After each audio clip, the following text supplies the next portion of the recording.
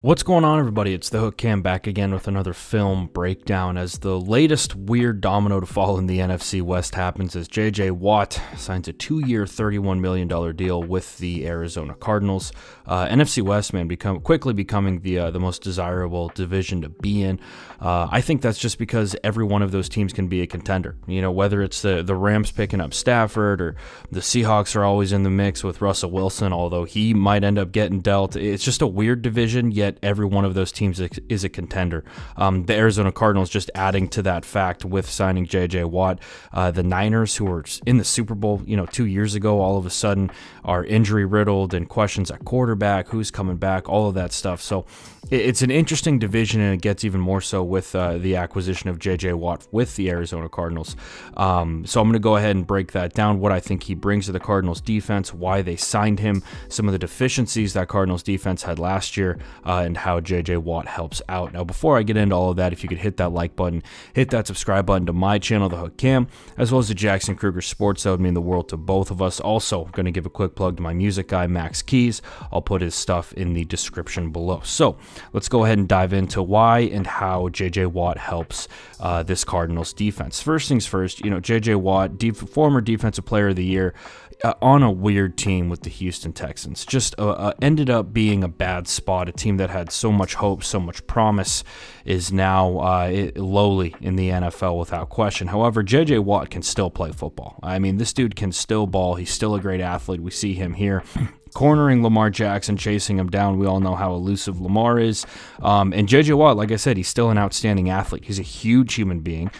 He's outstanding in the pass game. I think that he's going to more so help out with the Cardinals with their run defense. And you can see right here, one of the biggest things that I noticed when just briefly going over Cardinals film was the fact that they were a little bit soft on the edges. And what I mean by that is that they were very easily, it was able to either reach them, to kick them out, right? They weren't super solid on the edges of their defense. That, I think, is where J.J. Watt is going to help out the most. We're going to see right here as the Titans try and get a little toss going, trying to get to the outside, right? We're trying to work this thing out here offensively.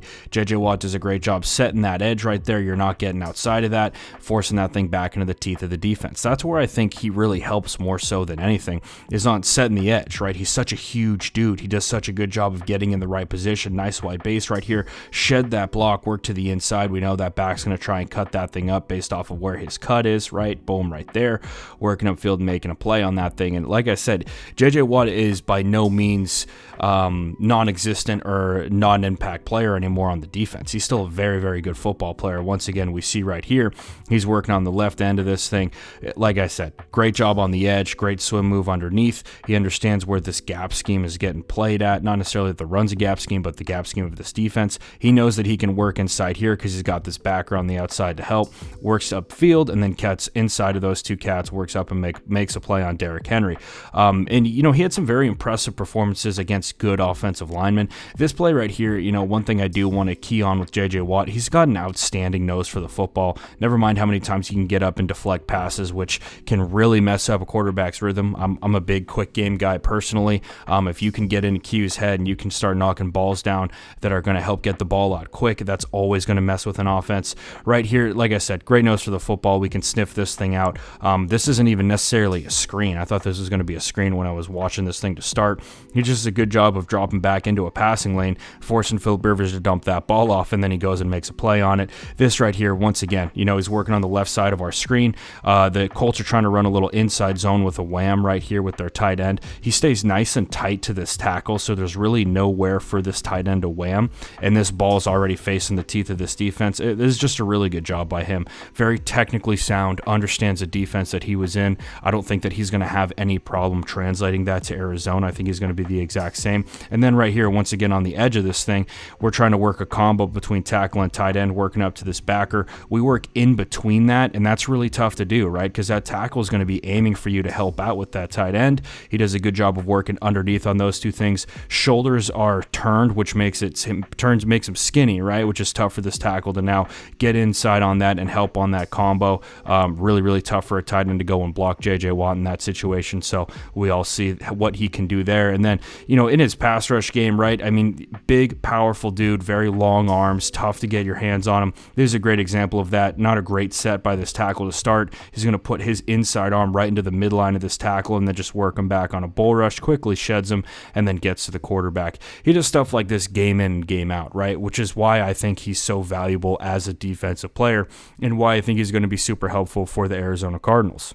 Now, turning to some Cardinals film and where I think that they were deficient with their defense, they go back and forth. Idealistically, I guess they are a 3-4 team. However, you could see in a lot of times when they would get into their third down defense, they would go with a 4-man front, and they would have these 2 edge guys on the outside, and then they would align in some sort of over or under front underneath that, right, with their 2 down defensive linemen. Now, this Cardinals defense, like I said, they have a lot of athleticism. They really do. And you look at their recent draft picks, right? Hassan Reddick was a little while ago, but Isaiah Simmons most recently. They have some serious athletic talent up front. However, they don't necessarily have the big dudes who are going to be able to take on double teams. Now, in a defense like this, I don't see J.J. Watt playing out here on the edges of this thing. It just doesn't fit with what they want to do. I think this is Marcus Golden on the outside, and then this is another athletic cat, blanking on his name right now. But where I think J.J. Watt fits in is really in a front like this is with this 3-tech right here. And what we see with this guard and tackle is great movement on this double team working up to this backer, right? I don't think that happens with a guy like J.J. Watt. He's a dude who can plug the holes in this thing. I don't necessarily think that he's going to play in this 1-tech. I could see them, if they want to go with a 4-man front, yes, you can play him on the edge, absolutely, if you want to put him down in a 3-point stance. But if they're going to play something like this, I see him being more in this 3-tech right here, which is where, like I said, this is where this cutback lane ends up, right? And we see this 3-tech right here just getting worked up field right into the lap of this linebacker. This isn't a great job, right? Not at all by this defensive lineman. When you have a guy like J.J. Watt here, we all know what he's able to do and how big he is, and that's why I kind of mentioned his size and his athletic ability, is that he's not going to get moved like this by these 2 guys. Now, he's also stunting. I understand that he is stemming to that gap. However, he's putting himself in a bad position. J.J. Watt, I think, is going to be able to take on those double teams a lot easier than a guy like he would, and he's going to be able to not create gaps, but create a mess for these offensive linemen to try and work up to the second level with, right? We see that again right here. One thing that I notice a lot, and in the NFL this really can't happen, is defensive linemen getting beat one-on-one. And yes, a big part of that is the skill base of the offensive lineman across from you, absolutely. But we also know the athletic talent and the abilities of a guy like J.J. Watt. Stuff like this I just don't see happening. I don't see him kind of turning those shoulders like we see right here, because when you turn your shoulders when you're on the interior, right, now you're just making it easy for an offensive lineman to work up and for an offensive lineman to just take that block over. And we see Carlos Hyde just crease this thing for a big-time gain against the Arizona Cardinals in that situation. And like I said, this happened multiple times against this Arizona Cardinals front. It became pretty apparent to me in the short time that I'm watching film is that, offensive linemen didn't really have a lot of trouble going one-on-one with these defensive linemen up front. And obviously, J.J. Watt's going to help with that tremendously. If we see a defense like this right here, we're more, I wouldn't even call this more traditional 3-4, because there's still, I would really determine this as a 5-man front, right? 1, 2, 3, 4, and 5 right here. But idealistically, right, this is a 3-4. We're just bumped in right here because we have the strength of the formation to the side.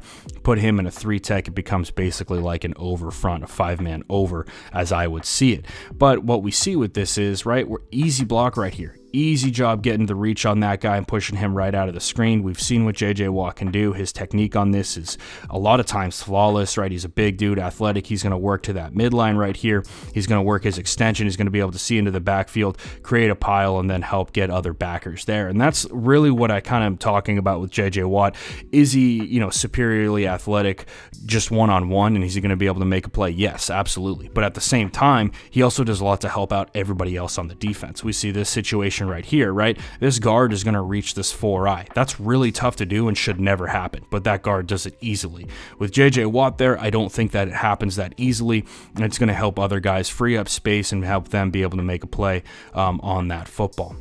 So anyway, guys, that's where I think J.J. Watt's going to help out this Cardinals defense. I think that he not only is, very talented one-on-one, but at the same time, he's going to be able to help everybody else on that defense. I think this is a great signing from the Cardinals. A team, like I said earlier in the video, that's got a ton of potential. Offensively, you look at the talent they have, Kyler Murray and Kenyon Drake and DeAndre Hopkins. There's no limit to that talent. But defensively is where I really saw some deficiencies with them. Teams are able to hang on to the rock, put up points on that defense. It wasn't really a threat to anything by the end of the season. So I think that with signing J.J. Watt, with bringing, depending on who they draft, hopefully it frees up some stuff. Maybe we see a little bit more out of Isaiah Simmons in this next year.